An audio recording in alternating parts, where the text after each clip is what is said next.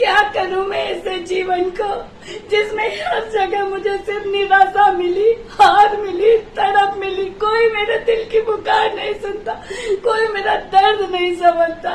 मिले तो सिर्फ निराशा, ताने, परेशानियां, दुख, दर्द, आंसू।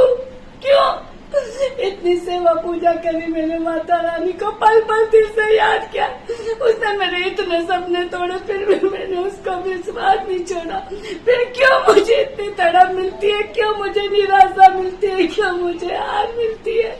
खत्म कर दूंगी मैं इस जीवन को, खत्म कर दूंगी मैं इस जीवन को। संगीता, ये किसकी आवाज है? कौन मुझे पुकार? आप कौन हो देवी, जो बिल्कुल मेरी तरह लग रही हो? आप कौन हो?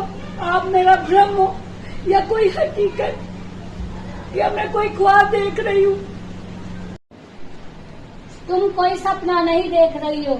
मैं हूँ तुम्हारी आत्मा, तुम्हारी आत्मा में छुपी दुर्गा। मैं ही तुम्हारा शिव हूँ, मैं ही तुम्हारी शक्ति हूँ, और मैं ही तुम्हारा प्रतिबिंब, तुम्हारी आत्मा हूँ। तुम आत्महत्या करना चाहती हो, पर एक बात बताओ, क्या आत्महत्या करने से तुम्हारे दुख दर्द खत्म हो जाएंगे? आत्महत्या करना तुम्हारी समस्या का समाधान होगा? मैं क्या करूँ माँ, मैं थक गई हूँ। मैं दुख सहते सहते थक गई हूँ। हर आशा निराशा में बदल जाती है, हर परिस्थिति विपरीत हो जाती है। अब मेरे जीने की कोई चाह नहीं बची है माँ, मैं थक गई हूँ। दुख सहते सहते मैं थक गई हूँ माँ, मैं दुख सहते। तुम्हें जो दुख दर्द, परेशानी, निराशा मिल रही है, वो तुम्हारे ही कर्मों का फल है। इंसान को अपने कर्मों का फल भुगतना ही पड़ता है। अगर आज तुमने आत्महत्या कर ली तो तुम फिर जन्म लोगी, फिर अपने बुरे कर्मों का फल भुगतोगी, और जो तुमने आत्महत्या जैसा पाप किया है, तुम्हें उसका भी फल भुगतना पड़ेगा। इसलिए आत्महत्या किसी भी समस्या का समाधान नहीं है। इस मनुष्य जीवन में रहते हुए तुम अच्छे कर्म करो, जिससे बुरे कर्मों का फल खत्म हो जाए। परमात्मा का नाम कभी बेकार नहीं जाता। तुमने जो मेरी भक्ति करी है वो कभी बेकार नहीं जाएगी। तुमने जो शिव की भक्ति करी है वो कभी बेकार नहीं जाएगी। ये तुम्हारी भक्ति ही तुम्हारे बुरे कर्मों के फल को खत्म करेगी और तुम्हें एक नई जिंदगी, नई उम्मीद, आशाएं और सफलता देगी।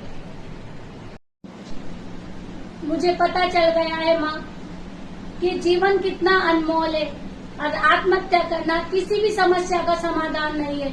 इंसान को अपने कर्म भुगतने ही पड़ते हैं, पर आपका नाम लेने से इंसान के जो कर्म है वो सुधर जाते हैं, उनका दुष्प्रभाव कम हो जाता है। मेरे साथ भी यही हो रहा है। मेरे ही कर्मों की सजा मुझे इस निराशा, दुख, दर्द के रूप में मिल रही है, और आपके नाम लेने से मेरे इन कर्मों का दुष्प्रभाव कम होता जा रहा है। आपकी दया रही तो मैं एक दिन जरूर जीतूंगी माँ, मैं जरूर जीतूंगी। आज से मैं सिर्फ आपकी भक्ति करूंगी और पूरे निष्ठा से अपना काम करूंगी माँ। मुझे मेरे कर्तव्य में, मुझे मेरे कार्य में सफलता दो माँ। आपका कोटि कोटि प्रणाम, आपका कोटि कोटि प्रणाम। परमात्मा को तुम्हें कहीं ढूंढने की जरूरत नहीं है। मैं तुम्हारे साथ हूँ, तुम्हारी शक्ति हूँ, तुम्हारे अंदर हूँ। तुमने बहुत निराशा और उदासी देख ली। परमात्मा के निरंतर जाप से और मेरे जाप से अब तुम्हारे सारे बुरे कर्मों का फल खत्म होने वाला है, और जल्दी ही तुम्हें बड़ी सफलता मिलेगी। ये मेरा आशीर्वाद है।